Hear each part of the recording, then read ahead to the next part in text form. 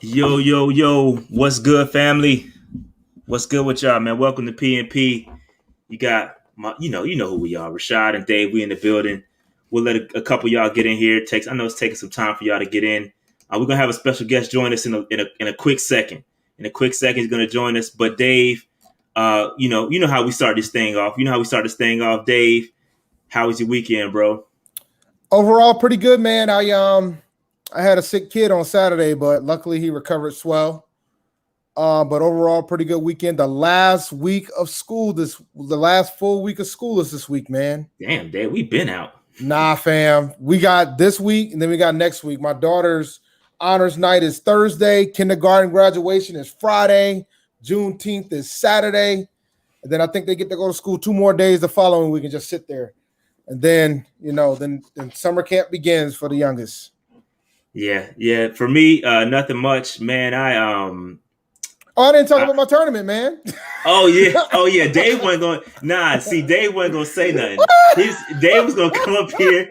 Dave was going to come up here and not bring it up. No, I brought it up. Or he was going to over sensationalize that he was out here smacking cats on his tournament. But getting smacked. Yo, Dave got smacked in his tournament, dog. Go ahead, tell me real quick, Dave. Real quick. So for those who don't know, I'm a gamer, but now I'm pretty much in the casual state of gaming at this point. And Virtual Fighter 5 got updated to Virtual Fighter 5 Ultimate Showdown. So I was like, you know what? One of the guys, I saw him on Twitter talking about he wanted to do a tournament. I was like, you know what? Let me go ahead and put my name in the hat, see how this goes. I said I was going to prepare. I was going to sit there. I was going to do what I needed to do. Didn't have time to prepare. Had a lot of things going on in life. I almost bowed out. And I said, nah, I'll get in. So you should have bowed out. Nah. So no, it's all right. You do what you got to do sometimes. So, it was free. It wasn't cost me any money. I was like, you know what? I'm in. Sunday, I'm in. So, first round, guy didn't show up. I advanced. I was like, yes. So, I was like, all right, second round, guy did show up. Demolished. Yeah, he showed up. And I'm watching because I was preparing for the show today. So I'm doing my notes and all this. And let me check Dave out on this joint. I know Dave games real hard. He nice at everything, pretty much. And so I saw him. I was like, yo, Dave. I was like, yo, you getting smacked. Like you started out okay. But then that dude smacked you like 3 times in a row, bro. Like I was like, man, what is going on with Dave? Yeah. But yeah. I know what was happening in my mind. Like I knew what was happening, how it was happening, understood exactly what was happening to me other than the destruction. But I could do nothing about it, bro. It just was bad. So then, it's double elimination. So then you get to go to the losers. Yeah. So I went to losers. My first opponent of losers didn't show up. Got another bye. Then the next opponent of losers, I played him in casuals prior to. So I was like, oh, yeah, this is not going to go well. And I almost beat him 1 match, but overall, I didn't make it through the cut. Because it's best 2 out of 3 matches. And that was that. And that was the end of my day. I was 13th in Virtual Fighter 5. Yeah, you got smacked. But all right, for me, real quick, I didn't do nothing this weekend. I'm on call for work, so I didn't do nothing. Didn't have nothing planned. But that's enough for us, Dave. That's enough for us.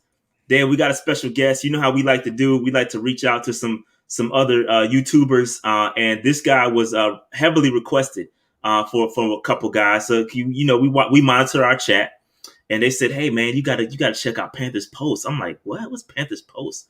All right, so I checked him out. He's got good work, and so we decided to reach out and bring him on the show. Man, he's real close to 1K, so I'm hoping we can give him the PNP boost, the patented PNP boost, to get him up to 1K. So, ladies and gentlemen, without further ado, we got Phil Perkins from Panthers Post. Welcome to the show, brother. Welcome to the show. Thanks so much. I figured I got the Carolina Panther blue behind me. It just fits. It does. It looks good, right? It wasn't planned like this. I'm at work still. I have yet to leave work because I see Dave's got a kid. I got an 8-month-old, and so I knew I couldn't get loud and excited about the Panthers at home at this hour. But I appreciate you guys. This is wild. Wait, it's funny. Like this week, on alternating weeks, I have to do my show in my kitchen. So this week I'm in the kitchen. because my wife is downstairs in vocal classes. My son, I just sent to bed, and my daughter's about to wish my mother a happy birthday today. Wow. So yeah, it's kind of chaotic in my house. Thank God I haven't gotten to your guys' level yet. You guys got the green screen Manscape thing behind you. Yeah. I'm still in my mud room. We have a mud room because we're all on the same coast, so we got winter and fall and all that stuff. I'm in the mud room, and it hasn't changed, but it gets hot. So here I'm in our ventilated studio here, so things are a bit nicer. So that's So I was doing my research, doing my thing because if I bring somebody on the show, I got to know what's good.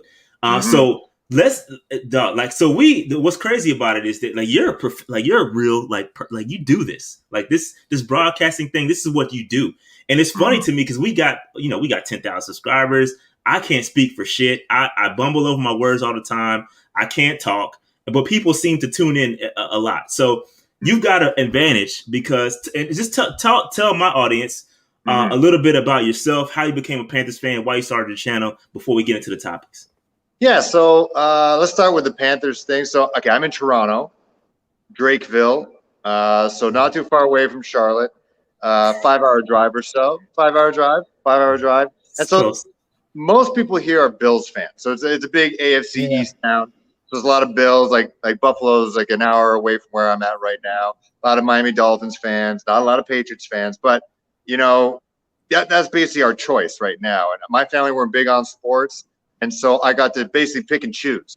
And I was playing football in high school, and the Panthers and Patriots Super Bowl really caught my eye. And then the dynamic with Steve Smith and Mushi Muhammad. I still remember that Sports Illustrated cover, saying the Carolina Panthers are real. And so that really caught my eye. But also, I'm a kid in the 90s. And in Toronto, 1995 was a big year. So we got the Toronto Raptors. And then you guys got the Carolina Panthers. So something about the teal or about the blue and then the purple for the Raptors, it clicked. And when I got older, I had one friend, an acquaintance through a buddy of mine who played college ball in the States. And, he got drafted by the Carolina Panthers. His name was Sean Ware. He was a linebacker out of New Hampshire. And he was the same draft year as Cam Newton, who I was enamored by, in college. And I was like, this guy's going to change the game. He's going to change. He's gigantic. He's a passer. He's a runner. He hits you like a running back does, like Earl Campbell style. And then when I heard he got drafted by the Carolina Panthers, I asked him, what's this guy all about? What's this Cam Newton guy all about? Because he's mad flashy. He can talk. He seems like he can go into the booth right away and be a play-by-play guy and an analyst. And he just says he's a real student of the game. He's a hard worker. And he's the first overall pick, but he doesn't act like one. He acts like an undrafted free agent. And so I really, really started following hard with Cam and rode that. And I've been to Charlotte a bunch of times for work. And my friend was a reporter down there. We drove down there and spent some time. My brother and I have gone a bunch. I feel like it's like a sneaky like a secret no one wants to talk about in terms of a fun bachelorette place. It is a lot of fun. And during the pandemic, so I'm a reporter by trade. So reporter anchor, that's our anchor desk. So I anchor right there. That's super cool, man. That's dope. Cool. And pandemic, you guys are getting more of a real life in the States. We still, school hasn't been in session since March. No school. It's been crazy. Online. The Blue Jays haven't played in Toronto since 2019. And, the Raptors have been playing crazy. In Tampa. It's wild, right? And so it gets you get kind of down. And so I wanted to change it up. I needed to do something. And I wanted to talk about something uplifting and fun. Nothing's more uplifting and fun than sports. And the Panthers, while last year didn't give me a lot of joy, in the past, they've given me a ton of joy, and I feel like I'm seeing this team, and I'm sure you guys feel the same. But they're building that foundation. I think they're building it the right way, and I just wanted to talk about it. And getting us to this point is just wild that I'm talking to you guys because you guys are ahead of the game in this, and you're more polished than you think. You guys look good. Good. Rashad's got great teeth. I do have pretty teeth. My parents paid for these, man. I'm grateful all the time. That's okay. My parents paid for mine. Mine aren't that good, but you guys are great. And you got the sponsorships and stuff. Like I can only wish like down the line that could be something. Hard work, bro. Hard work and consistency, man. We've been doing this since 2017. So it's been a minute, and it just started coming this past year. So we exploded this year. So I can't say that, we've been, we haven't been always been this good. We just kind of exploded over the pandemic. So from hotel rooms, for living rooms, I used to travel for work, and I used to do the show. That's the main reason why I started it, because I needed something to do on Mondays. Because me and Dave always, we always talked about the Panthers offline. So we said, hey, I'm traveling for work. Let's just record ourselves doing it, and that's how PNP was born. But yeah, man. So this is awesome, man. Again, like I said, the purpose of us bringing other folks on is because we didn't have anybody help us out. Like we was in the dirty. Everything we've done was self-made. Nobody helped us out. We kind of reached out to some folks, and they, you know how they are. So we always, if we see somebody working hard and they got some good content, or our fans, like we call us, we are men of the people. So if they ask for it, we're gonna give it to them. Hey, you guys should collab with such and such. So we do it. So. And that's why we want to bring you on. Plus, we want to show our give our audience other opinions, because they get tired of hearing us talk all the time. So maybe you got some differing opinions, and you can share them with us. Yeah, they're not tired, but I think the pandemic has brought a lot of good, and people stuck at home, and it's wild that it's picking up now, because right now the Panthers, it's like buy low right now with the Panthers. Like, I don't know if you saw some Bill Barnwell stuff. He's not happy with what the Panthers did in the offseason. I think, some things that he might not click with, but, I feel like they're not getting the love that they probably should by what they're doing. It's always like that. There's not a Panther seasons without that, man.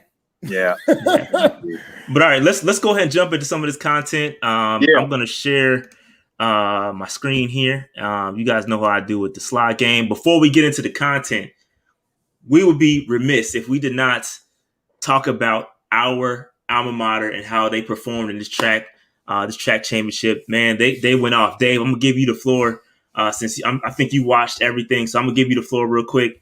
Talk about it, Dave. A&T track, we nice.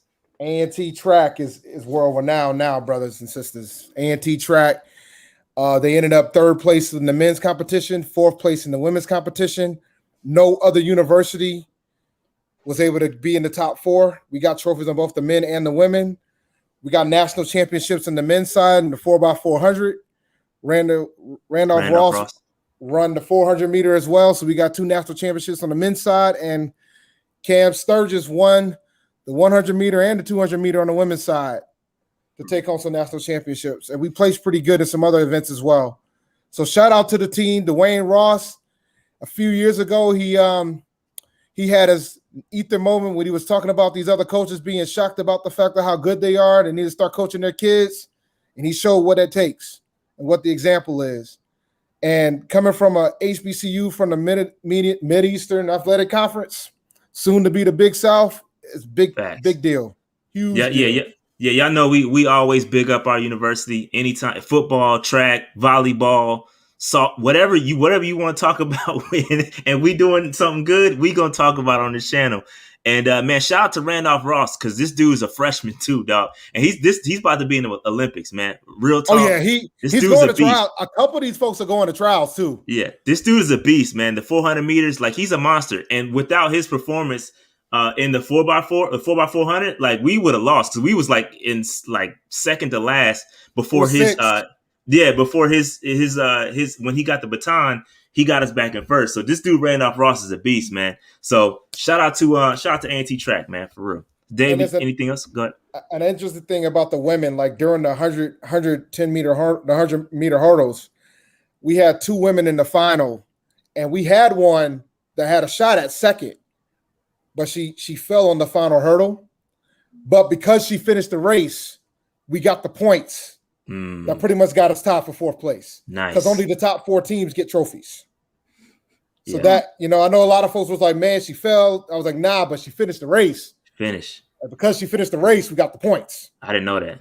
And that was literally the difference between us getting the trophy and not. And then Cam winning those two races didn't hurt at all either. So shout out to A&T, man. This is big. Shout out to A&T, man. Big time. Big time. I cannot wait for football season, bro. We about to smack everybody. I cannot wait. But all right, let's move on. Let's move on to the to some things here. Real quick, make sure y'all go and hop on the Newsbreak app. Download Newsbreak app. The link is in the description box. It's big time. It helps us out. We cross-posting some of our content over there, and it just helps. So go and download the Newsbreak app and help us out. All right. Shout out to all the Patreon members, the patrons. Real quick, shout out to all y'all, man. I can't get through all of them because we got so much stuff to get through. But shout out to all the free agents, shout out to franchise players, and shout out to the MVPs. Y'all know who y'all are, man. Shout out to all y'all. We appreciate y'all support, and we love y'all. All right. And if you are Patreon, you would catch this exclusive Morgan Fox interview. We sat down with Morgan Fox. We spoke to him. It's actually a really good interview. Like, I did not. I'm gonna be honest. I did not expect this interview to turn out the way it did. This dude, we actually had a real interesting moment. And I'm going to talk about that. Dave, you know what I'm talking about. Real interesting moment. We were straight trashing Phil Snow. Like, and listen, we told him that we love Phil Snow. But we told him how much of a hard time we was giving Phil Snow when he was first hired. We called him garbage, the 3-man rush, all that stuff. We called all that out. And we was trashing him. And Morgan Fox actually G-checked us, yo. He said, yo, he was like, yo, relax on my man Phil Snow. I said, all right, that's it. We ain't gonna talk about it. We ain't gonna talk bad about him no more. Shout out to Morgan Fox. This was a really good interview, though. Yeah. Dave, any thoughts on the interview? You guys are getting a lot of guests, man. You guys are getting a lot of great guests. Like, that's a big get for him. He was a big free agent pickup. For sure. And it was a grind. It's a lot of backstory that we save. We save those stories for our Patreon members, but the backstory behind this interview is crazy. And it's ridiculous. But yeah, we work hard to get these. Again, we're not credentialed, right? So, I mean, it's tough getting these interviews. So shout out to us for getting those. I'm gonna pat myself on. Yeah, shout out to you guys. That's wild. That's awesome. Yeah, it's hard. It's hard. But yeah, Morgan Fox, real cool dude, man. Shout out to Morgan Fox, man. That was a hilarious moment because he pretty much checked me, man. I was like, ugh, got it, man. Won't pick on your guy no more. Yeah, but nah, man. Yeah, we can't talk about Phil Snow, but really good interview. Really good interview. All right, so all right, let's move on. Go ahead and cop the shirts. We got some T-shirts. If you check right above the comments, depending on where you're watching, above or below the comments, go and cop yourself a shirt. I got the PNP shirt on right now. Go and pick you one up. Super dope. Appreciate all the support there. All right, let's get into it, man. Let's get into it. It's time to talk about some real things here.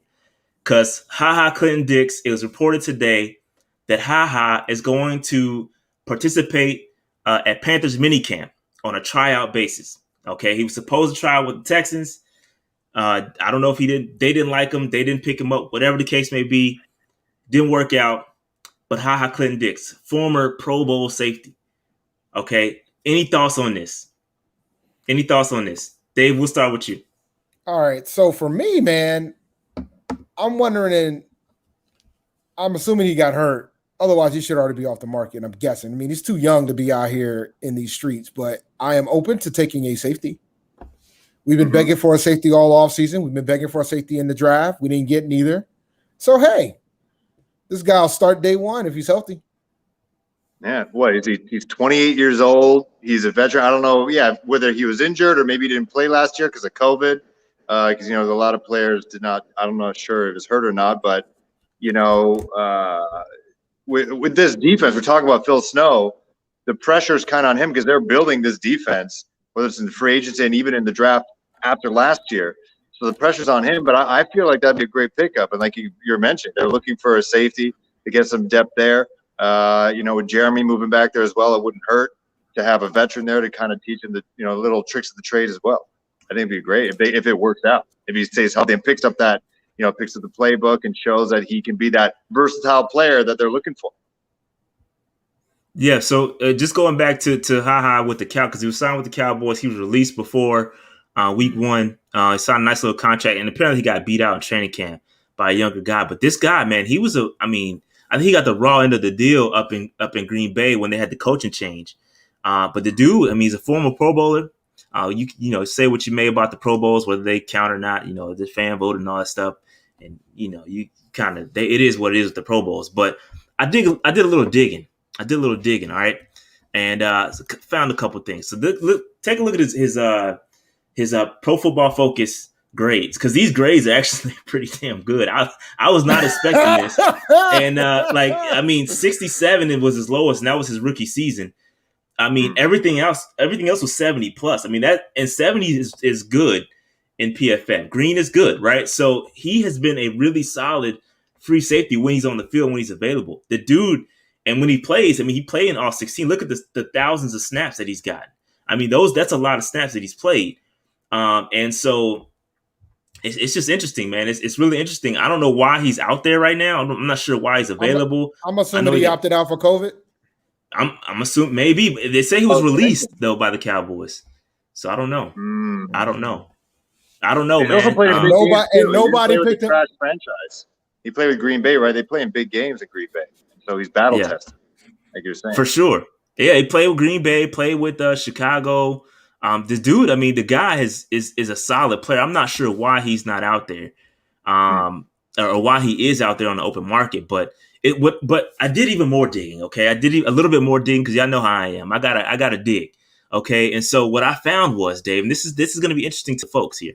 All right, so what I found was his snap counts. Okay, his career alignment at free safety. He's a free safety, right? 60% of his snaps are at free safety. 23% are at box safety, and he played a couple snaps here and there in other places. But for the most part, he is a free safety, which is what we need. Yeah. I mean, I think and everybody talks about Malik Hooker and bringing on Hooker.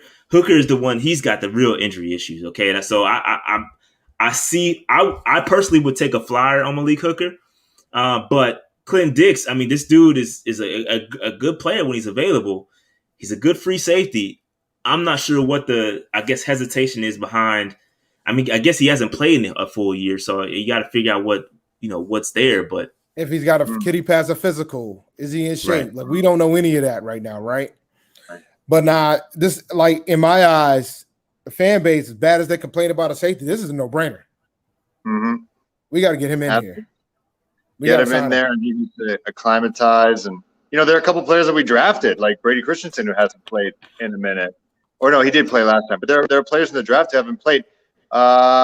Was it David Brown out of Grambling State who hadn't played? Moore. Yeah, David Moore who hasn't played in a while. They undrafted, but still, like, they believe in a guy like him. So they just almost have to believe in the tape that they've seen already, and they trust him. Like you said, he's got to pass that physical and then show it up on the field. Yeah. So So this the chat saying he's never been injured, so it wasn't an injury thing. So I don't know, man. When he's out there and when he's playing. Like, he's not getting hurt. He's playing all 16, and I want to get excited about it, but at the same time, I'm like, bro, like, there's got to be something out there. I mean, the Texans didn't take him. What is it? But we already know the Texans don't know how to keep talent anyway. That's true. I mean, Steve Smith told you about that, so. That's true. They probably thought he'd had too many wins, so they probably wouldn't get on the Sam Howell train next year or something like that. Fair enough. Maybe he'd make them a little bit too good, taking them out of the – yeah, I get that. That makes sense, actually. If the defense gets too good, then they get a good run game going. That'll go out of the Texans' plans there. Yeah, and just to talk about the money, because I see people bringing up money. I mean, the guy only signed a $2.25 million contract last year with the Cowboys. So it's not like he's out here signing – big deals or whatever. So it's not going to take a lot. We've got plenty of cap space. Interesting. That's all. That's just interesting. I hope he, works out well, because I think we need, and we'll talk about, what Phil Snow said earlier in reference to Jeremy Chin, but I think we need a real free safety, because I don't think we're going to be moving Dante back there. And we'll talk about that too, but we need a free safety. We don't have a free safety on the roster. And I think, there's guys that can play it, but he actually has played it and he's done it well. So get him free safety that sometimes you get these guys that are tweeners, and I think you can have too many tweeners, but get a guy that knows what he's doing and put him back there. And I think Ha-Ha's is a good guy. So go ahead. All right. This is a good one.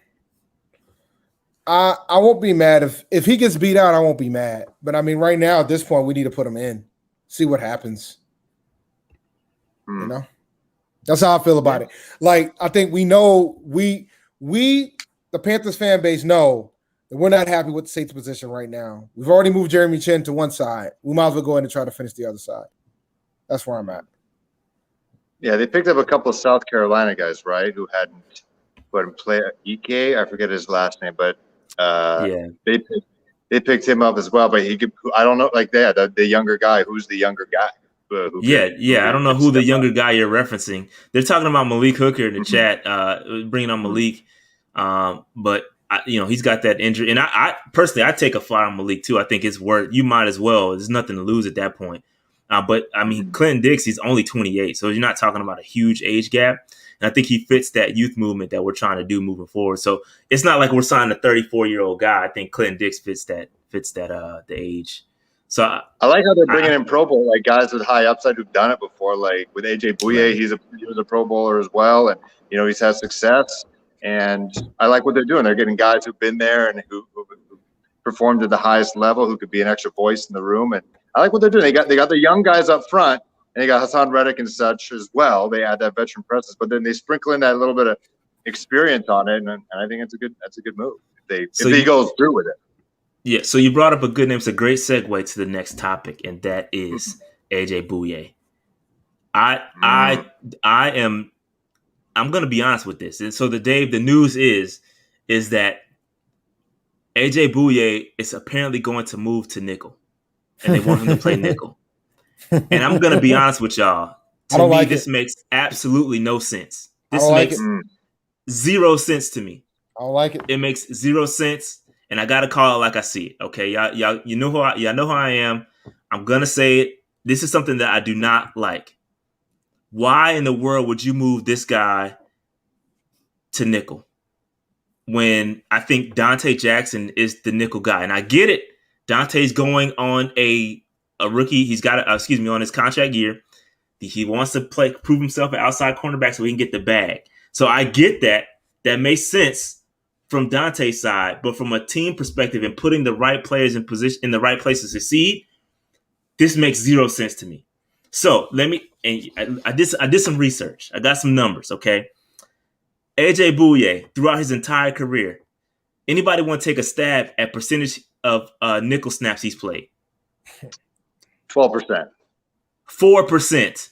4% of his career snaps were played at nickel.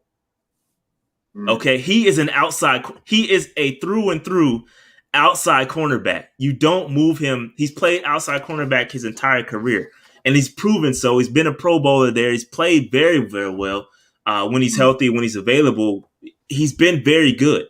Why would you move him to inside cornerback? It doesn't make any sense to me. Anybody else want to help me out here? Help me understand this, please. Somebody got to help me out. Dave, anybody got any Dave, you want to Dave, you got some wild theories. Give me one. Help me out, man. You really want a theory from me? Yeah, I need some help here, bro. Unless they came to the conclusion that man can't play outside anymore. That's the only reason why I can see why they put him at nickel. Because otherwise, it makes no sense. I mean, unless you really because I don't think the team would try to risk Dante. If they think AJ Bouye is a better outside corner, they would be playing AJ Bouye at the outside corner. They wouldn't move him to nickel. They know they got to put him in though because they want to put him. They want to start him. So this is the way to do it. Just find a place for me. Yeah, because Dante knows the division better. I mean that doesn't. But the thing is, the division changes too, right? True. The Falcons aren't going to be the same Falcons as before. Julio's gone. So from that standpoint, I'm not too concerned from that aspect. I think it's based on what they think of Dante, right? If they legitimately think, as of right now, that Dante is the better option at outside corner than AJ, that tells me that they probably don't think he can play outside anymore. The only way that makes sense is that AJ Bouye is going to miss the first 2 games. All right. So you got to play somebody out there, and maybe Dante holds it down for the first, 2 games or whatnot. That's cool. But to have a dude like AJ Bouye who is a proven outside cornerback, play any snaps in the slot makes 0 sense to me. Yeah. It just doesn't make sense. Yeah, you're wasting it. Yeah, exactly. Then who do we have on the outside? We have Dante, who's experienced, yet he was injured last year and he's undersized. Then you have potentially rookie J.C. Horn on the other side, right? Ain't no potential. It is going to be J.C. Horn on the other side. It's going to be J.C. Horn. Yeah, you got that high is going to happen. What did Bouye tell him in that article? He's like, so basically, you're defensive rookie of the year. That's your goal this year. You're the first defensive player taken. You're going to be defensive rookie of the year. But yeah, it seems to be a weird placement in resources and stuff like that. But maybe they know something we don't.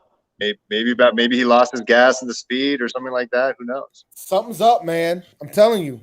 I can't get with that. I understand you can roll with the theory of, he's going to be suspended for 2 games. So you can't have him starting on the outside. But I mean, what will that do to Dante when game 3 comes around and then you make the decision to move him back outside and you have to put Dante back in a nickel spot? Like what kind of chaos are you trying to create?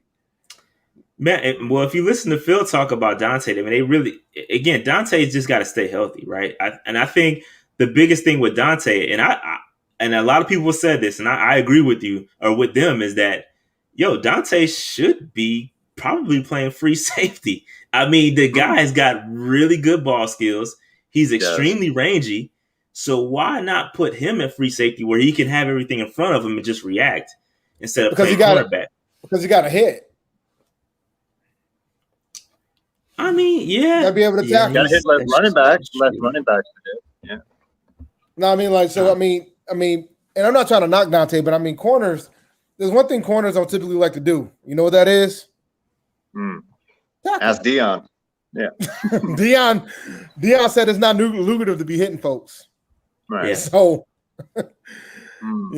they don't get paid to do that. Maybe we're talking about those young safeties. Maybe we got some young corners, like whether it's Troy Pride or Keith Taylor showing something and, doing rookie mini training camps or something that, hey, these guys could maybe add some more depth on the outside and like find a place for him, like a Grizzly vet in the nickel, being crafty. I don't know. I'm just trying to get in their heads. I'm trying to figure that out. Yeah, I can't think of anything. I mean, I get like scheme versatility, right? You want to have guys play and learn different roles and kind of so you can kind of put dudes anywhere and confuse guys. But I don't know, man. Sometimes, and that's why I think it gets tricky with all these versatile guys, man. I think you can have too much versatility. I think you could, because you get, even Phil Snow said it. I mean, well, we'll talk about Phil a little bit later. We'll talk about what he said later. But, I mean, I think it just gets tricky when you got all these guys trying to put them in the right place. You've got to find a place for a guy to play and stick them there and let them play. Like, you can't get cute. And I feel like this is a cute move. Like, don't get cute. That's just my opinion. Yeah, exactly. Mm-hmm. All right, so any more thoughts on AJ Bouye before we move on? Nah, man, AJ, right.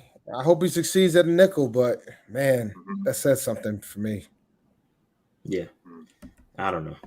All right, so our guy, the greatest Panther of all time, is going to be doing some commentary in the preseason. It's going to be interesting. It's going to be interesting to see Smitty on the commentary team. Any thoughts on this, Dave? I love it. Oh, my God, I love it. Oh, I love it. Oh, man, because he's not going to pull no punches on his comments, man. None. This is gonna be fun. Like I gotta make sure I pay for my Game Pass for this one. I gotta see these. I gotta see these live too. Panther commentary only. I don't want no splits between the fan bases. I want straight Panther commentary for this ride. Because he's gonna talk smack, man. And for hold on, before you answer this question, who do you think the greatest Panther of all time is? In terms of, wow, if it's not, it's for me, it's a toss up between him and Cam, just for what Cam did in the grand. Like, I'm from Toronto, and Smitty was playing when I still lived here, but Cam really drew me in, and I wonder if there was like a heat map of interest in the team once Cam got drafted first overall.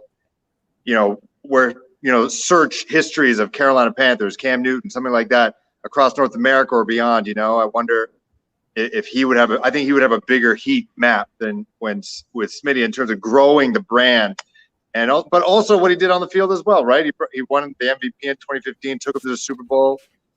Rookie of the year. Who gets in the Hall of Fame first? Like Smitty is retired. In 5 years, he's going to get the call. When Cam retires, it could be first ballot potentially. No, I'm going to be honest, man. I'm going to be honest, man. I don't think Smith is going to be first ballot either, right? Nah, he's not. He's going to have to wait. I think if there's anybody that's going to be our first ballot Hall of Fame, it's going to be Luke. Oh, that's easy. Oh, yeah, Luke will be first ballot, no question in my mind. But I think Steve Smith, because Pep? of the position, you don't think Pep gonna be first ballot? No, Pep will be first ballot too. But when you talk about somebody who's been a Panther for the bulk of his career, like pretty much like 80-90% of his career, Steve is gonna have to wait. Cam is gonna have to wait. Pep will be first ballot as well. But Luke, for somebody that's played Panthers his entire career, he's gonna be first ballot. Yeah, the only way Kuechly isn't a first ballot is because he comes back and plays for a year, and he's got to wait another 5 years, something like that. Yeah, but I know he's no doubt a first ballot for sure. But I think for me, it's 1A Cam, just what he brought, and then it could be Steve, and then if you want to base on just Hall of Fames, then you'd have to put Pep. Yeah, Kuechly and Pep in there too. Yeah, Pep. Maybe not even Kuechly, but Pep, what he did, and he was a freak. I remember watching him like running down Michael Vick in his prime. Like, what defensive lineman does that? Facts. Yeah. So to me, Smitty is the greatest Panther of all time. That's why I asked you that. So anyway, your comments on this Steve Smith commentary. You think he's gonna do a good job? I think he's do great. I think he's gonna be awesome. Like, remember that clip? I think it was an All or Nothing when he was talking shit to DJ, talking about like, should I start doing fantasy or not? This rookie year kind of shaky. I think if he could bring that kind of energy. For 2 hours, like Steve Smith with a mic for 2 hours live is going to be ridiculous. The things he's going to say, man. It's going to spin out to so much merch. The kind of the stuff he's going to say. But I also think, as a big picture, I'm a galaxy brain guy. The fact how badly it ended with the Panthers. Remember when he torched them when he was with the Ravens, and new owner. I remember. Remember when they played that game? It destroyed. It's just blood and guts. Blood and guts. It was so blood and guts, and then now yesterday. He's wearing Panther gear now. He's now on their payroll again. Like, shout out to the front office and like smoothing that out. Like that's a big move on many different levels. Yeah, I like it. I'm gonna be excited to hear this. Everybody's talking of like Luke isn't gonna be first ballot. Let me tell you guys something. Luke had more tackles than any other player while he was playing. We don't even need to debate that. I'm here to help. I'm here to help. We don't need help though. No, we don't need help, but obviously they need help. So I'm here to help them. The man won the Defensive Rookie of the Year and Defensive Player of the Year back to back. The dude's going to the Hall of Fame. He's first ballot. Yeah, and if you talk to players too, like Drew Brees, like Hall of Famer, potentially all-timer, it pains me to say. It was like playing another quarterback. When they always say Tom Brady versus Drew Brees, they don't actually play against each other. But Luke Kuechly against Drew Brees, they actually play against each other, and he hated it. And so he called plays. He was wild. Yeah. I don't even know if they're comparing to Patrick Willis. I don't think Patrick Willis ever won Defensive Player of the Year, but I could be wrong. I'm not sure. I'm not sure off the top of my head. But all right, so yes, Steve Smith gonna be doing commentary. Panthers did a little video for it. It's pretty cool. That was hilarious. I'm excited for it. Can't wait to see it. And it's gonna be interesting, man. This dude is hilarious. So we'll see what happens. Can't wait for it. All right. So real quick, I got a shout out to my man, Devon Proctor. He is a supporter of this channel, and he asked me to kind of share. He just became a contributor over at Cat Crave blog. So I'm shouting out this article. The article is not, I didn't put it in the description box, but if you go to Cat Crave and you see this 4 potential mistakes the Carolina Panthers made this offseason, click on that joint. Shout out to my guy, Devon Proctor. He is he's a Patreon supporter. Matter of fact, Dave, this dude even got his dad some Manscape cologne, Dave. So, hey man, this dude is an ultimate PNP supporter. So we need to let this dude go out there, click on this man's joint, pause, read it, support this man because he supports us. And that being said, Dave, I also got my dad the Manscaped cologne, Dave. You did. I did. You got to wrap it up. Wrap it up for your pops. Listen, man. Let me tell you something, man. Summer's coming. You know that, right? It is. Are you ready to unveil your beach bod? You're in luck. Our friends at Manscaped just launched the 4th generation performance package, which includes the Lawnmower 4.0. You heard that right? The 4.0. Complement your dad bod or six-pack with the trim from the leaders in male grooming. The sun is shining and calling your name, fellas. Join the 2 million men worldwide who trust Manscaped and get ready for your hot guy summer by going to manscaped.com for 20% off and free shipping with the code PNP. Look, man, have you ever hurt your balls while you're trying to trim them, bro? Unfortunately, it's happened, Dave. It has happened. Yeah, it happens to the best of us, man. You know? So it's time to bundle up with the Manscaped Performance Package 4.0. Inside this package, you'll find a Lawnmower 4.0 trimmer, the Weed Whacker ear and nose hair trimmer, Crop Preserver ball deodorant, Crop Reviver toner, Performance boxer briefs, and a travel bag to hold your goodies. First off, the new Performance Package 4.0 includes the new Lawnmower 4.0. This trimmer is insane, and I dare I say, the GOAT of ball trimmers. Yeah, man. I have to agree with them there. Their 4th generation trimmer features a cutting-edge ceramic blade to reduce grooming accidents thanks to their advanced skin-safe technology. The Lawnmower 4.0 has a 7,000 RPM motor, a new multifunction on-off switch, can engage a travel lock, and gives you the ability to turn the 4000K LED spotlight on and off when needed for a more precise shave. Did I mention the trimmer is waterproof too? In the shower or in the wild, and from your chest pubes all the way down to your ball fro, the Lawnmower 4.0 is the best trimmer for you. Want to take your grooming game even further to the next level? The Performance Package 4.0 also includes the Weed Whacker to chop your worst weeds up in your nose and ear. I got to get one of those, boss. And the Weed Whacker is also waterproof and uses a 9,000 RPM motor-powered 360-degree rotary dual blade system. This nose and ear hair trimmer provides proprietary skin-safe technology which helps prevent nicks, snags, and tugs in those delicate holes. Seal the deal with Manscaped's liquid formulations. Before heading outside, use Crop Preserver ball deodorant to keep you on your game in the heat. Then after trimming the lawn and whacking the weeds in the heat, give your beach balls a boost and use Crop Reviver. Manscaped even threw in 2 free gifts to their Performance Package 4.0.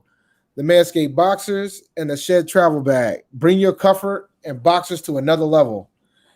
Get 20% off and free shipping with the code PNP at manscaped.com. That's 20% off and free shipping using the code PNP at manscaped.com. Escape the shrubs and weeds this summer and shine with Manscaped. And always remember, your balls will thank you. Facts. Real quick, Father's Day is coming up. So make sure you go ahead and get your pops. Get your pops something, bro. Like I know, old folks may not, get the weed whacking popping, but go cop them some refined cologne. I got my dad's joint right here. Matter of fact, got it right here. Go cop it for your pops. We appreciate that. So shout out to Manscaped. We love them. So anything else on Manscaped? What you get your dad for Father's Day, Dave? I haven't gotten him anything yet. I gotta figure that out. Come on, Dave. Look, man. What are you doing, bro? You run out of time, man. I'm never running out of time. Amazon's around, Manscaped's around. I'll get it down there in them streets. I get 20% off free shipping, bro. I got time. Yeah, all right. I got time. Take care of your pops, bro. Take care of your pops. It's not expensive either. It's not expensive. Use that code. Use that code. You'll be just fine. All right. So moving on. Dave, this was excellent reporting by Jeremy Ego from the Carolina Huddle. He posted this joint and tracked down Robby Anderson. And we think Robby Anderson might be in Charlotte. Okay. If you look at this post, he's getting off a plane. Oh, yeah, that's Charlotte. Yeah, he's getting off a plane. That's CLT right there, man. The A24 gate, which appears to be at Charlotte, Douglas International Airport. So Robby Anderson could be ready to go for minicamp. Minicamp starts tomorrow through the 17th, I believe. So Robby Anderson is back again. Like I said earlier, all the other stuff, the OTAs were voluntary, so he didn't have to show up. And he exercised his right to not show up because he was definitely not there. But minicamp is mandatory, and so he will be there. It appears that Robby Anderson, this is some TMZ level stuff right here, man. Track him down. Dog, he's in Charlotte, bro. I fly to the airport often. That's typically my stomping grounds when I fly home. I don't fly into Columbia. I fly into Charlotte. I dig it. So are you guys in North Carolina? Where are you guys stationed, by the way? I am. I feel like I'm the only Panthers YouTuber here in Charlotte. So I'm here. Dave is probably close to you, actually. I'm in Rhode Island, man. I'm not too far from Toronto. I haven't been there. Yeah, I'm in Rhode Island. Oh, that's dope. That's awesome. Yeah, Charlotte's amazing. Yes. Indeed. Yeah, I don't know if I ever roll up in a Porsche though. Is he walking away from the Porsche or is he walking towards it? I think he just got off David Tepper's private plane, and I think he got escorted to the gate by that Porsche. He's got the bag holder right there for him behind him. So I think this is great. This is excellent reporting. This is excellent reporting, man. TMZ level stuff. Yeah, they need to make sure he was here. They need to confirm that he was here. Facts. So shout out to Jeremy from the huddle, man. But yeah, man, shout out to Robby Anderson. Hopefully we'll see him tomorrow. We'll get some good clips. I'll make sure I put them together for you if I can find anything. They've been stingy on the clips lately, bro. It's not me. They spread them out. They spread them out. Yeah, they've been stingy, man. Even the credentialed reporters have not been posting the OTA stuff. So we'll see. Hopefully we'll get something from minicamp tomorrow. I wonder if they're going to catch on that because like us, like we're not credentialed, even though you can argue that you guys should be for your reach. You know what I mean? Like I'm sure more people watch this video than read articles potentially. No disrespect, but we're kind of at the mercy of what they post. You know what I mean? Yeah, for sure. I feel I haven't gotten a DM from the Panthers like, hey, stop using this stuff, but like I'm at the mercy of Bill Voth and whatever he posted a nice Shi Smith route like last week, 2 weeks ago. I'm like, wow, like I wish I was there because for a whole day you could just isolate on one dude for a whole practice. And I'll tell you that to piggyback off of that. So we don't have access to OTAs and minicamps, but if training camp is open to the public, you're going to want to be sure to be subscribed to this channel because I'm going to be going live from training camp for sure. Awesome. 100%. So make sure you're subbed up. And we have a connection with ESPN Upstate. Hopefully we'll get to do a live broadcast with them.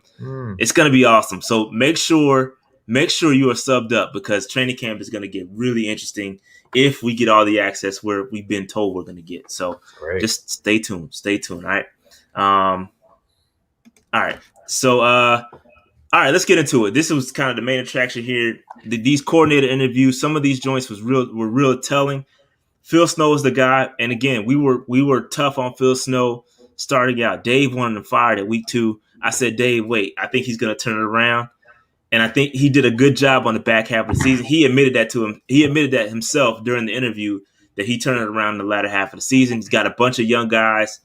But there's a couple of takeaways. And one of the quotes here, he says, talent-wise, we got some good pieces, but it's on us now. And I think that's a really telling point is that he's got guys. He's got the guys he wants and the guys he needs to execute his system the right way and the way he wants to do it.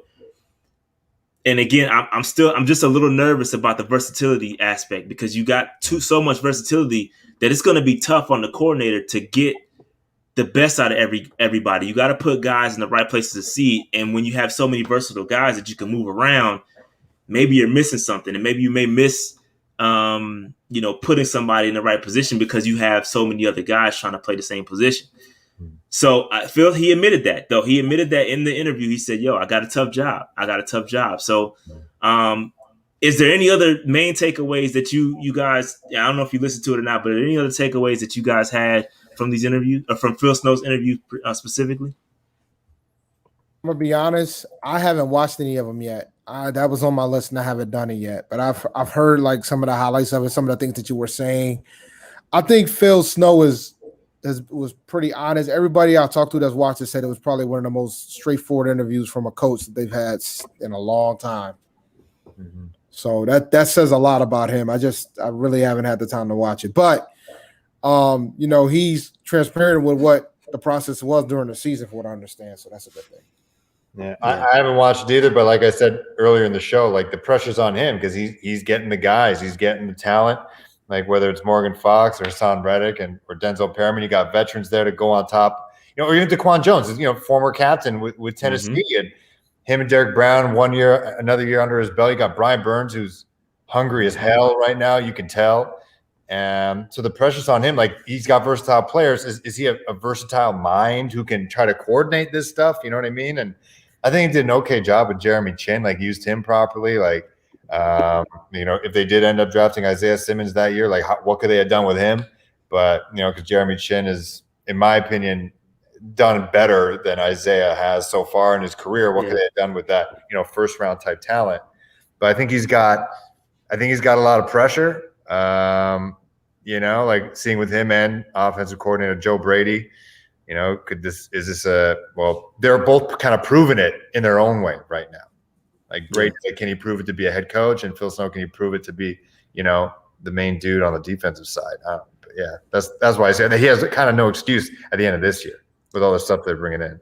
Yeah. So, man, I agree, man. I think Phil, again, even talking about Jeremy Chin, he said that, it's you get weird signals from the Panthers when it comes to Jeremy Chin because in one moment they'll say they're going to move him to safety, and then Phil Snow comes out and says, we would be remiss if which is what I said. Now, ain't nobody gonna give me credit when I'm right. Y'all like to tear me down when I'm wrong.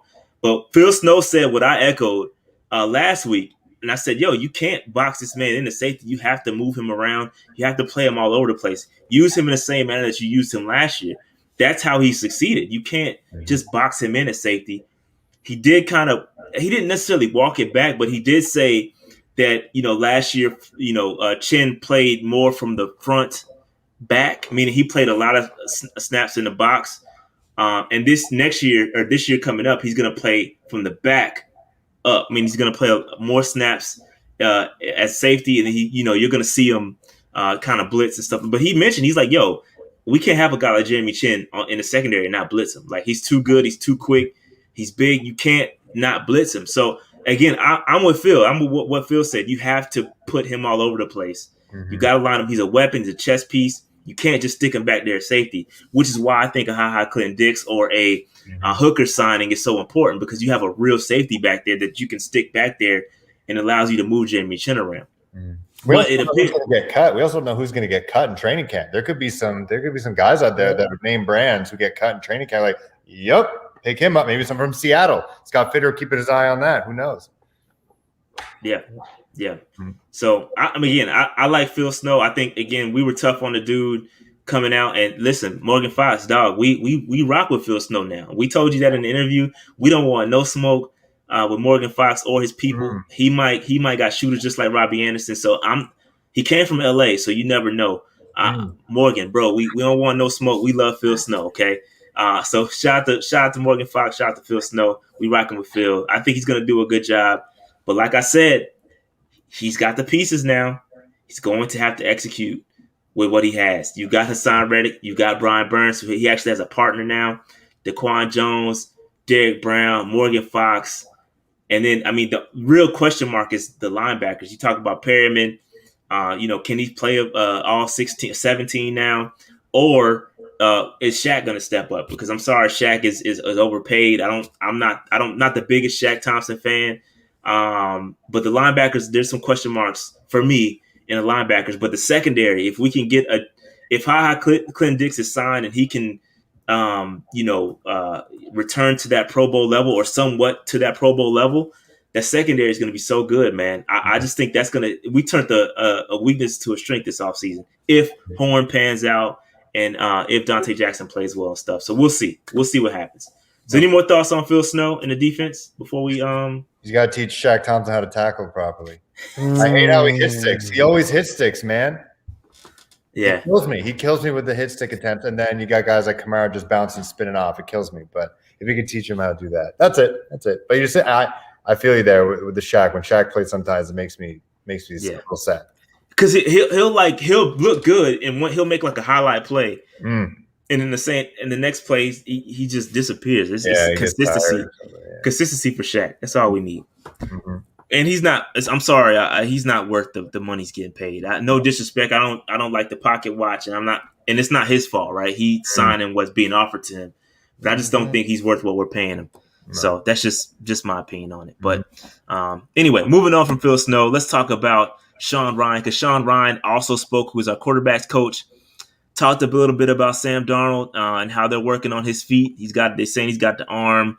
They're saying what we pretty much have already said about his youth. He's good.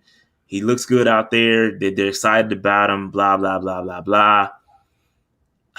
I mean, what are y'all thoughts on Sean Ryan? I mean, because Sean has worked with some good quarterbacks. I mean, truth be told, he's worked with a lot of good quarterbacks out there. Deshaun Watson being one of them. He's worked with some good guys. So he's had some success. Can he turn around Sam Darnold? He's going to have to if we want to keep the coaching staff around, right? Mm-hmm. Yeah. What does it mean less moving parts equals more accuracy? Is that like physically or like mentally? Because we know Sam sees. I think it's mentally. I think that and again, even most people said it. We've heard Joe Burrow say about Joe Brady's system is that there's guys always going to be open. You just have to find the guy, right? Somebody's going to be open all the time. You just got to get it to the right guy. And I think Phil Snow, Joe Brady's offense is going to make it easier. So I don't know. I got so much I want to say, and I'll hold it. I'll hold it for a little bit later, but I'll reserve my thoughts on Sean Ryan. So any thoughts on Sean Ryan and how he's going to work with Sam Darnold this season? Any thoughts on that? I mean, I'm rooting for Darnold, man. I'm rooting that Sean's going to get him right, because I think our some portions of our fan base has decided that Sam's a significant upgrade without the man playing her down. Yeah, I think we need to be careful with that. I'm gonna be honest. Yeah, I feel like they kind of have water wings on Sam right now. Like they're protecting him. He's kind of in bubble wrap. They're protecting him. They're defending him. They're saying all the nice things, all the right things. But there are those stats of just being in a clean pocket, how inaccurate he is, even in a clean pocket. And it's not like he's upgrading his offensive line, right? And so I think, they're never going to go out there and be like, yeah, he was our third choice. It was Deshaun. Not yet. Let him play off them. They will throw him under the bus. Right. Trust me. We've seen that happen. Like I've said it before, like Matt Rule said, like, I can't wait to coach Cam Newton. Can't wait to coach Cam Newton. Like never did it. And, we got the richest owner in the NFL. And what's $18 million? What's $18 million? It's nothing. It's just another flyer. And they're just kind of doing like, I'm in news. Like, I know when politicians are speaking, some smoke and mirrors and they're trying to warp an image. And I hope he can be something and feel confident with guys like Christian, who he's known before. And, DJ seems to speak highly of him. And I don't know. It just seems like he's like a nice guy. He's a nice guy in a relationship. Like, he's a nice guy. He's nice. Yeah. Teddy was a nice guy too until he wasn't. Yeah. So I don't know, but I'll reserve my thought. I got a segment that I want to hold my Sam Darnold opinion on. So I'm gonna hold that thought for a quick second. Like, is there any more pressure on anyone else game one than? No, there is not. No, there's not. Nope. If he loses that game or does something stupid, I'm gonna be honest. I swear. I see a scenario where Sam Darnold, where the Panthers could lose this game, and it isn't Sam's fault. I legitimately see a scenario where that happens, but the odds of that scenario happening is slim and none. Because the thing is, if Sam Darnold throws for 300 yards, 3 touchdowns against the Jets, no interceptions, and we still lose, I'm not going to put that on Sam. Right. I'm going to be a fair person about it, because there's got to be something else if he does that. But if my man out here throwing picks in the fourth quarter, no. Or even if he plays well, but he just gets outflashed by Zach Wilson, dude. But that's problematic. Y'all are gonna make me say it. Y'all are gonna make me say my hot take. Let me hold it. Okay, I'm gonna say it, but I gotta hold it. Let's talk about this next, because I agree with everything y'all saying. If he loses to the Jets, that's not good. It's not good. And you can't get started on a worse foot than losing to the team that cut you unceremoniously. So, traded him. Excuse me. But let's talk about this last one because he has something to do with my hot take. So I'm just gonna hold it. But Joe Brady, he spoke as well, and they asked him a crap ton of questions. It's like they've been waiting to speak. It was a 15-minute interview. It was super long. Yeah, and they were like, I've never seen questions being shot off at so quickly. Like as soon as somebody was done, they would jump in another question. They were really eager to talk to him, and they did talk about Teddy Bridgewater, and he gave the PC answer. That they were cool, and it is what it is. He didn't address Teddy Bridgewater, the comments, or nothing like that. So there's nothing to take from it.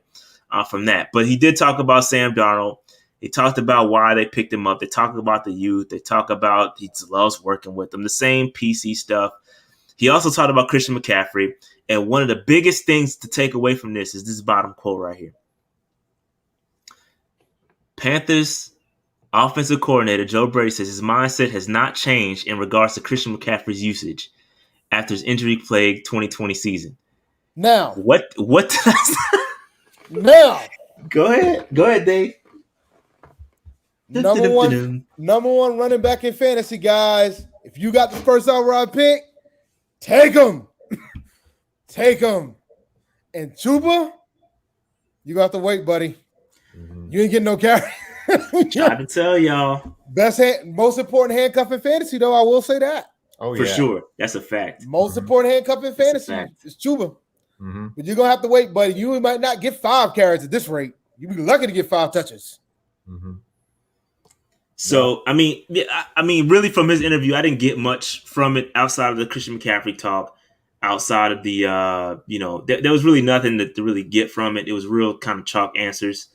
So it is what it is with Joe. They tried to get into his brain about what feedback he got from his interviews. He didn't answer the question. So it was really tough to kind of read Joe Brady and kind of see what was going on in his mind. Did talk a little bit about Terrace Marshall, how good of a guy he is. But outside of that, it was really nothing. I think Phil Snow was the best interview by far. He opens up. I mean, he gets into scheme stuff. Phil Snow kept it 100. Phil Snow, I didn't say it earlier, but he did say 4-3 was the base defense. Not that it matters because you can play anything. You can play multiple, but he did say that 4-3 was the base. Yeah. But any thoughts on Joe Brady and his interview? I think I listened to the whole thing. I'm like, this guy didn't say what. Like he's so well spoken. Like the dude, you could tell he's been doing interviews with owners of teams. Like he's a head coach. He sounds like a head coach. Whereas Phil Snow, you're saying sounds like a coordinator because he knows I'm not going to be a head coach. I'm just going to say a bunch of stuff. But Joe, the funny thing is, he might have, Phil might have the potential to become one if he ever wanted to do it. If he wanted older. He's old though. He's older. Don't matter. We just look, man. We just had a team hire like somebody almost in their 70s to be a head coach. Well, we got wasn't that Houston? As a head coach. That was David Culley, yeah. Yeah, but we can't look at Houston and put them as. Oh, okay, yeah, that's not. Denver's head coach is older. Fangio, he's an older guy. Yeah, but Chuba going to get some work. I think Chuba says he modeled his game after Christian McCaffrey, so he would, like you say, he could be a good handcuff if Christian. I don't want Christian to get hurt, but maybe I don't even see Chuba doing special teams, really like returning punts or anything like that. He's going to get a lot of looks in preseason though, but the only thing is when I feel like when they put some other back in that's not Christian, they kind of figured Panthers going to pass. Maybe they weren't as as versatile as Christian. You just kind of knew like Mike Davis was a beast, but you just kind of he did some sneaky things in the screen game. But I feel like with Chuba there, you kind of don't know what's he going to do. Like, are they going to run it? Are they going to pass? Is he the focal point in this play? So I feel like Christian is only going to get older and just add those miles on, but he seems to be taking care of himself in the offseason, and he's got a personal chef and all this stuff. But who knows? He also has a long-term girlfriend. Like, is he still a killer? Like, I don't know. We'll see. So you say he's soft now? Not saying he's soft. I'm just saying he's thinking about his unconsciously thinking about big picture in life, long term. I get it. I hear you. I haven't thought about that theory. You see, he's like he's like a semi-influencer now. Like I seen it. I see it, man. You're right, though. I haven't thought about that. And real quick, shout out to Slim for the super chat. Appreciate that, brother. But yeah. So with Christian, man, listen, he gonna get all the work. And again, I feel like Christian needs to be moved around. You got to play a more receiver, and that's what I expected from Joe. When we hired Joe, I expected us to put Christian McCaffrey in the best place to succeed, move him all over, put him in the slot, put him. And I just didn't see that. Even in the 3 games that he was available this year, he was lined up and he didn't even get that many catches. Mm-hmm. He didn't get that many catches until the Chiefs game. It got better. Mm-hmm. But I think if you take that Chiefs game and where we were able to put both backs on the field, I think that was a good indication of how things should be moving forward. Mm-hmm. But we'll see what happens because in the Raiders game, it was just all running back. He just played. He had like no catches. And that's just not how you get Alex Armah to try to win the game. Exactly. What's up with that? Exactly. Do something crazy. So yeah, you got to figure it out. Joe Brady also has a tough job. He's got a lot of guys, a lot of mouths to feed. So there's a lot of talent, and the guys got to coach it up. They got to coach it up, man. We'll see what happens. We'll see what happens. All right. So real quick, this is where we get to it. All right. So this has been floating around on Twitter. If you're on Twitter, you've probably seen this meme going around, and there's been a lot of hot takes attached to this. And so, Dave, I think I already know Dave's, but Dave, do you have a hot take that like Panther Nation will fry you on because you're the only person that feels this way? What do you have a hot take? Oh God, man! People are just gonna fry you about the Panthers, this team, or in general? About the Panthers. Oh, easily. Rule gets fired if we don't make the playoffs.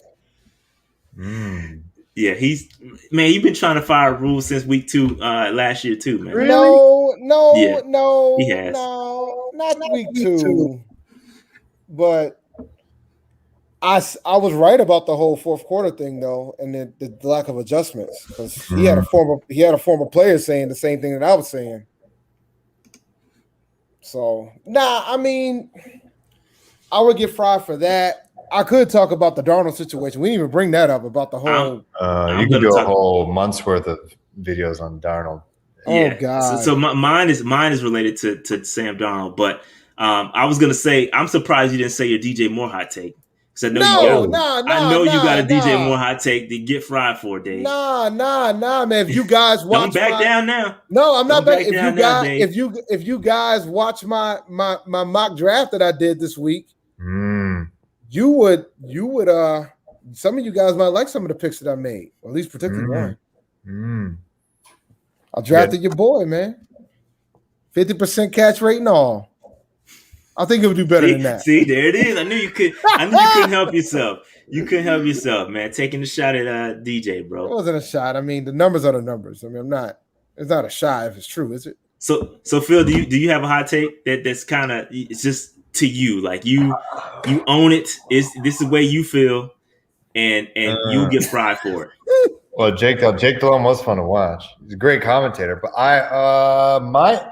one of the viewers actually said something about Christian McCaffrey. I like Christian McCaffrey, but I think my hot, like, stupid take would be Chuba Hubbard as a starting running back by the end of the season because Christian might be gone or he could be a piece I think Chuba Hubbard's probably starting running back at the end of the year. That's what I think.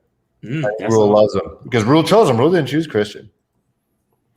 That's a good point. There you go. Connecting the dots. The dots are connecting, young. It's all about relationships. So I guess so. Here's mine, and I think a lot of people might agree with me. I might not get fried for this, but I'm just going to say it. I think that Sam Darnold being an average quarterback is going to be the worst thing to ever happen to the Panthers. That is going to be the worst. Him just being okay is going to be the worst thing to ever happen to the Panthers. Here's why, right? So if he comes out and does what Teddy Bridgewater does, it's going to be awful because they're going to string him along. He's going to be just good enough to get that $18 million, right? And guess what's going to happen, right? Joe Brady leaves. Joe Brady's going to get a head coaching job, and we're stuck with an average Sam Darnold for the near future, right? So I think I think that's going to be the worst thing that could happen to the Panthers. We need Sam Darnold to be like top 10, in my opinion. So that'd be a hot take. The hot take would be Sam Darnold's gonna be top 10. That'd be he needs to be a top 10, a top 10 quarterback. And so sure, Sam Darnold's gonna be a top 10 quarterback. I'll roll with that. I just think that it's gonna be the worst thing because he's gonna do just well enough for us to string him along. You about to get the face out of me. How about he starts more than 13 games in a season, then get back to me? Yeah. So you don't think he will, or you saying give him time? He hasn't done it yet in his career, so I'm just waiting for it to happen. Yeah, it's either I'm just scared that if he's real good, like top 10, is that like a one-hit wonder type thing? And they're going to extend Joe Brady looking good. He gets a head coaching job. And then you get Sam Darnold without Joe Brady. The next you paid him that money. You know, you draft low. You didn't. If Sam Darnold is a top 10 quarterback next year, they're going to extend that man. He's going to get more. He's going to be more than that 1 year. Then Brady's going to get it. Brady's going to get that job, and then they're going to put a new OC in there. And we all going to be like, "Why do we pay him all that money?" And I'm be like, "Well, that's what his word." It all depends on Deshaun too. I think Deshaun blows everything up, and I think they'll completely forget about who Sam was and all that great pub that they've made for him. If he becomes not if Sam's top 10, they're not going to be thinking about Deshaun if Sam goes top 10. Cheaper, you'd be cheaper. Yeah, they're not going to think Deshaun is going to be an afterthought. That man's a top 10 quarterback next year. Oh man, I'm being real. And the crazy thing is, this fan base is going to say we need to still go after Deshaun if that man's top 10, which is insane to me. You can't at that point if that man's top 10. You can't. You can't. If he's top 10. If he's top 10, then you can't. Great move, but yeah. If he's top 10, then you got to make Joe Brady the highest paid offensive coordinator in the league. I'm surprised. I would be surprised if he isn't already. Yeah. Yeah, he really didn't want to talk about what that paper looked like. I'll tell you that right now. They didn't. He definitely dodged that question. So, but yeah, man, interesting. I completely agree with you, Marcus. Where's it at? I completely agree with you, brother. That's a big going job. to top 10. Sam Darnold will be a top 10 quarterback this year, bro. I'm telling y'all right now. All right. Under Joe Brady's tutelage. Meanwhile, Joe Brady goes out, gets a head coaching job, and we're left with Sam, the average. Probably Ryan Day as the head offensive coordinator. Exactly. Exactly. All right. So the joint practice is official with the Colts. So we play the Colts. I forgot. I got the schedule coming up here in a second. But we play the Colts. We got a joint practice with them. It's official, stamped by Matt Rule. But Dave, we also have a proposed joint practice with the Ravens, and we could see the Ravens in Spartanburg because that's a home game. So I don't know if y'all recall back in the day when the Dolphins came to Spartanburg, and I think the Bills came. I think the last time training camp was open, the Bills came. So we have seen teams come to Spartanburg. We could potentially see Lamar Jackson in Spartanburg. That would be interesting. That would be very interesting. Could be very interesting. So I don't know if this is going to be open to the public again. They haven't announced what's good with training camp just yet, but we'll see. But I'm hoping it's proposed. They're trying to, and I don't know if we've ever practiced with two teams in a season. I don't know if that's ever happened before. So, but shout out to the coaching staff for trying to make it happen though twice. Yeah, for sure. I think it's important, man. You got it, and those are two good teams. Those are two playoff level teams right there. Heck yeah. Yeah, so I think that's a good look, man. Get some competition in the building. See what you got. Mano y mano. So that's redemption stories for Carson. Who has a better redemption story, Carson Wentz or Sam Darnold? Like who has a better season? Sam Darnold, because he's gonna be top 10. I hope. Hey, if he's top 10, then that means Panthers are good. Your subs are up. Hopefully, my subs are up. Everybody's subs be up here climbing. Everybody's subs be up. That's funny. All right, so let's see what else I got. Here's the schedule. Schedule is released here. We got the Colts coming up on the 15th, 1 p.m. Ravens the next week. 7 p.m. game, and then we got the Steelers as always. Yep. Yeah. So now it gets interesting. Now that it's 3 games, that means the first 2 they're probably gonna have more reps for the starters. I would think, particularly the second game, there'll be more reps. I think for the second game, second game for sure. Third game, nobody's gonna be playing. Right. Yep. Mm-hmm. Yep, I agree. All right, so last thing I got, ESPN Upstate. Make sure you check us out on the Odyssey app. On the Odyssey app, excuse me. You can download the episodes. I go live every Thursday at 1 p.m. with my man Rob Brown from the Rob Brown Show. Super cool dude. Make sure you check that out. Download the Odyssey app. Download the episodes. We usually go on hour 2. So if you're looking at the Odyssey app and you want to download the episode, go to hour 2, and we'll be first up on hour 2. All right. So that's all I got, fellas. Wow. That's all I got. So we're gonna talk about Samuel. We could talk about Samuel. Let's do it. What? All right. We didn't bring it up, but I'm gonna ask the question, man. What are your thoughts about? And I don't want to single out Sam because that's not fair to Sam. Because there's some other players that felt the same way. What are your thoughts about the whole vaccine thing, man, with him and other players too? Because I mean, as I know, like as bad as folks have been going at Sam about it, he wasn't even the worst one out of the whole bunch. If you want to go from NFL perspectives, Montez Sweat takes his cake for me.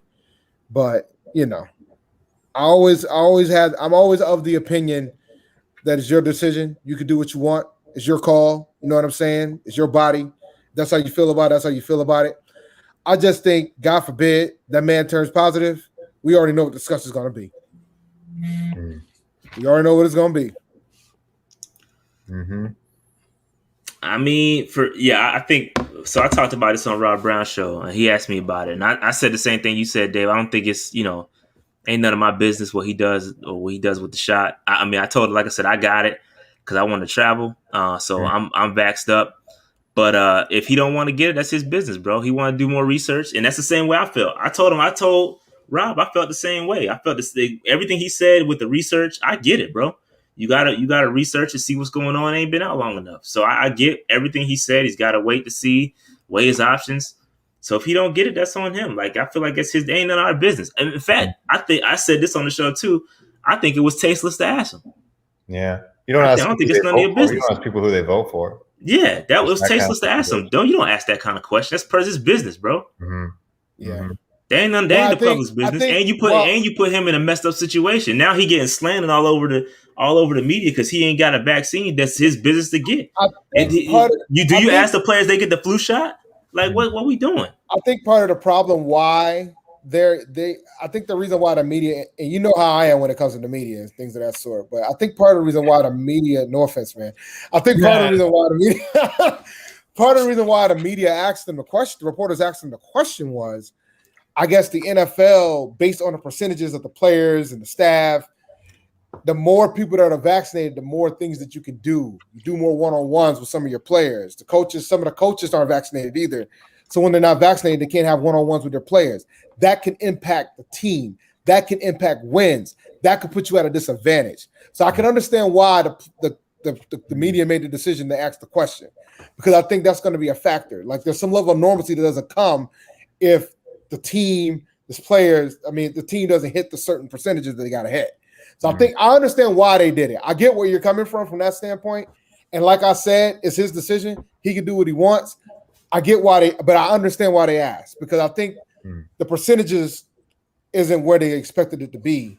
Because you would think the players want to get back to normal business when it comes to teams. Man, ain't none of our business, bro.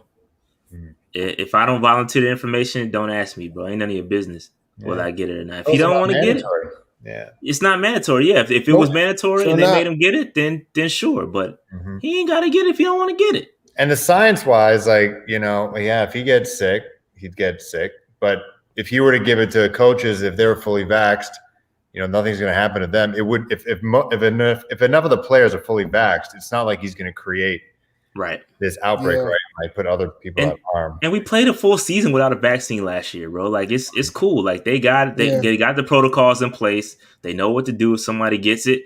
We're good. It's all good, man. It's his decision, man. If he gets it, he gets it. Some stuff you just can't control, bro. Like you can still get it with the vaccine. It's not gonna stop you from getting it. Right. Yeah. It's just gonna stop your reaction to it. You know what I'm saying? Help lessen the reaction. Yeah, it hopefully stops you from going to the hospital or dying. That's the purpose of the vaccine ultimately, right? Exactly. Because you can still catch it, but you can still get it. So it's not gonna stop you from getting it. Yep. So, but anyway, yeah, I get it. I don't get why they asked him. I think it was stupid to ask him that. And I think it put him in a bad position. He being the nice guy that he is, answered the question, but he answered way better than Montez Sweat. I will tell you that. Everybody's saying, what happened to Montez Sweat? What'd he say? Man, this dude was like, I don't need to take something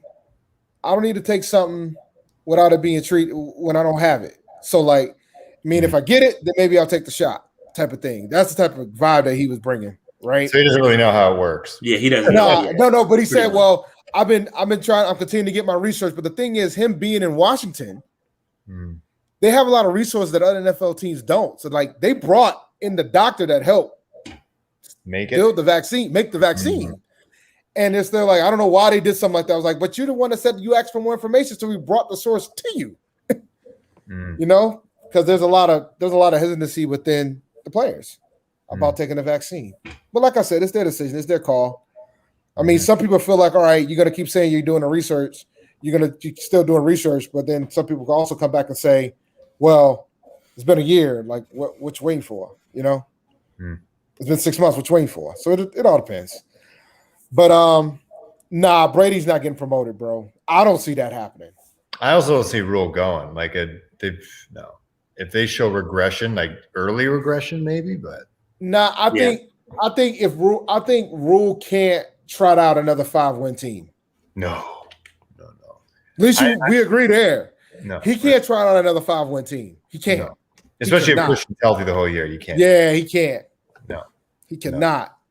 I think like some people in the fan base 9 and 8.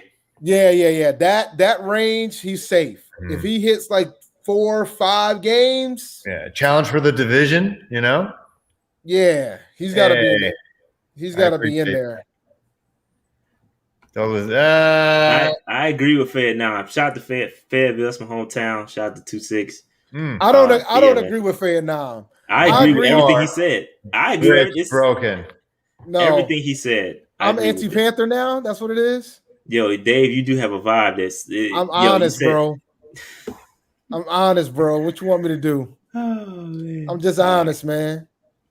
And then I don't get credit when I'm right. That's true. I told you that when we're going. They don't like to give you credit when you're right, though. They will kill us. Nah, it's fine, that goes man. both ways too, though. That goes both ways. No, but I'll own up when I'm wrong. I own up when I'm wrong. I have no problem owning up when I'm wrong. I said we're gonna bring Dwayne Haskins in. Y'all thought I was wild. I said that we weren't gonna take Fields even if he's sitting there. Hey, y'all thought I was wild. I said that Darnold ends our chances to get any other quarterback. Y'all said I was wild. But I'm not gonna lie. I sometimes go onto Chicago Bears Twitter and I see them talking about. Don't do it, man. I'm just like this. Don't get. Dude. Why do I do that? I saw that he signed the contract. I was sitting here like, man. I was so depressed. Listen, man. No, you shouldn't be depressed. Dude, I will be depressed. For the kid. I'm rooting for the kid. No, I'm not rooting for him. I hope he sucks. I hope he sucks. No, you don't. You know what? Yes, I do. I do. I really honestly do. You want to hear a crazy stat about the Chicago Bears? And I said it in the chat, so the folks in the Discord probably heard it, but I'll say it again. Did you know that the Chicago Bears have never had a 4,000-yard quarterback? Ever. In their franchise history. Ever. Oh, wow. That says a lot. Like them dudes been around pre-segregation. They've been around for a long ass time. Like they've been around for segregation. They've been around for like almost 100 years. Like never had a quarterback that threw for 4,000 yards. Wow. Never. And even when they sucked, they still couldn't get a quarterback to like. Who are the receivers out there? Huh? Still got Allen Robinson. They got Allen Robinson. Yeah, they got Allen Robinson. They got they picked up a couple cats. They've had some good wide receivers in their history. I mean, they had Musa Muhammad at one point. They had Marshall at one point. Like to see that they've never had a 4,000-yard passer is amazing to me. And Jay Cutler. I mean, if there was anybody I thought that would have done it, it would have been him. Yeah. Indeed. Yeah, I don't know. You'll credit me? So I'm waiting for my credit, brother. Because I've already been right a few times, sir. Man, we'll see what happens. Yeah, I can't do that. I also look at North Carolina football as well, Sam Howell. But I think if the Panthers are that bad that they pick Sam Howell, then Rule's job is definitely in jeopardy. Speaking of that, you cannot like if we're at the point where we're taking Sam Howell, you cannot have Rule back. No, you can't. You might as well go ahead and draft a guy that knows how to groom quarterbacks. And there's a couple coaches. And I'm not really that impressed by him either. Like, I don't know. He's like Daniel Jeremiah compared him to Baker Mayfield, and that's not great in my opinion. I don't know. I'm not a Baker guy. Oh man. Yeah, I think speaking of 2022, I do have my top 10 quarterbacks list coming out pretty soon. I already got the list. I just got to put the video together. I'm trying to do something a little different with my top 10 videos this year. So it's taking me some time. But yeah, man, it's coming out soon. So stay tuned to that. But all right, let's see. Anything else? I think Slim mentioned something about Sean Patton, which we haven't talked about. Sean Patton, we didn't talk about him either, right? Matt Rule's right-hand man, who was, I think, the VP of football operations or something like that. He left. And it's interesting. I don't know. I've done a little bit of research, but I can't find a reason as to why he left. Well, was the kitchen getting hot? Well, sometimes the hot seat happens with other people on the staff. Instead of the person needs to get hot with. Is it scapegoat day? Well, I mean, I'm just saying sometimes the seat gets hot with other people on the staff. Sometimes you might sometimes see it ain't you. Sometimes it happens to the point where that if this season goes really bad, that everybody's going to be out of there. Sometimes you realize that now you have a general manager there that didn't bring you through the fold. There were a couple of staff members who bounced. Yeah, scouting so like I think sometimes you look around, man. You actually bring an actual GM. You ain't got Marty in there anymore. Sometimes you start thinking about, this might not be as long term than I thought it was. But we'll see. I mean, I'm rooting for Rule. Don't get me wrong, but I stand by what I said. That man cannot try out a 5-win season and expect to keep a job for the third year. Can't happen. Not with Tepper. No. Yeah, I agree. Cannot happen. I know people are saying, well, it's only 2 years out of 7. Tepper's rich. He'll be fine. He'll be fine. That's the other thing. That's the thing, that there's no negotiating. He's loaded. He can do whatever. I don't want it to be terrible, bro. They're killing you, Dave. I gotta watch these games. That's why they call you anti-Panthers, Dave. I gotta watch these games just like everybody else, bro. I want us to succeed better than anybody else. But I'm just telling you that I think folks are trying to ask for Sam Darnold to be something that he's never been. And I think you got to have some level of being reasonable. I just need the man to be average. If the man's average, we're going to do better than what we did last season. I'll be honest. Like if Sam's an average quarterback, middle of the pack guy, we should do better than what we did last season. It's not good enough for me. I know what it's not for you, because I know you want to Justin Fields, but bro, the man just has to be average. He doesn't have to be top 10. The man just have to be average. Have a solid run game. Now, defense need to be top 10. You can't have him tired. You can't have him defend or trying to come back. All I need right now, bro, is game manager Sam. A guy that can make the can make the proper passes, hand the ball off to Christian, does what he needs to do when he needs to do, clutch occasionally when we need him to be, and our defense gets us where we need to be. I got more faith in Phil Snow than anybody on this coaching staff. Wow, I agree. I'm with you on that. Yeah. I'm telling you, like that's where I'm at. You got the respect of the players, that's for sure. I'm telling you, bro. because we definitely got G-check. We're talking about him. Yeah, bro, that's important, man. Before the G-check, I had more respect for Phil Snow than anybody else on the staff. I know I was tough on him at the beginning, but I came around. So one last thing I did want to address was the left tackle position. See, this guy hasn't been watching. Wait, before we go, this guy hasn't been watching, because this guy's been watching. He knows I've been against the Deshaun Watson trade from the beginning. So this guy obviously hasn't been watching. You're new. Welcome to the show. It's been fun, because I had no interest in getting enough our draft capital for Watson. Period. None. Not an ounce. Everybody else has. I was against it, and I've been against it. Go watch the film. Okay. So one last thing about the left tackle position, because there's been a lot of talk. I've seen some other folks say that, they saw that Moton was taking snaps at left tackle. And I think we got to pump the brakes on that, because Matt Rule even came out and said that if we were going to play him at left tackle, he would have taken way more snaps there than he has. I think they're just doing it because people have been injured. They haven't been playing, haven't been out there. They're just kind of, swinging him over there left just to kind of get his feet wet. But he's not playing left tackle this year. So Matt Rule came out and said it. He's going to be right tackle. So I know we've kind of flirted with it a little bit here, but Matt Rule came out and said, bro, he's playing left tackle. I mean, right tackle. Right tackle. So Moton's a right tackle for life, man, which is fine. Now we're going to keep our right tackle. Which is where he should play. He should play. Right, I still think they're going to rotate left tackle. I don't think the long-term starter is on the roster right now. Nah, it's Trent. No, it's Trent. Long term, but this season his name is Trent Scott. Yeah. I can see that. He could be. He's the closest thing to long term that we have, but it's scary. It's scary. Mm-hmm. Real good guards. This is big. This is. I agree. This is a great statement right here. Very true. Right I couldn't have said it better. If you have multiple left tackle options, you don't have a left tackle. It's like quarterback. 100% agree with, just like a quarterback. Yep. I agree. 100%. I 100% agree. I'm not going to get started on the offensive line because they say I complain about the offensive line too much.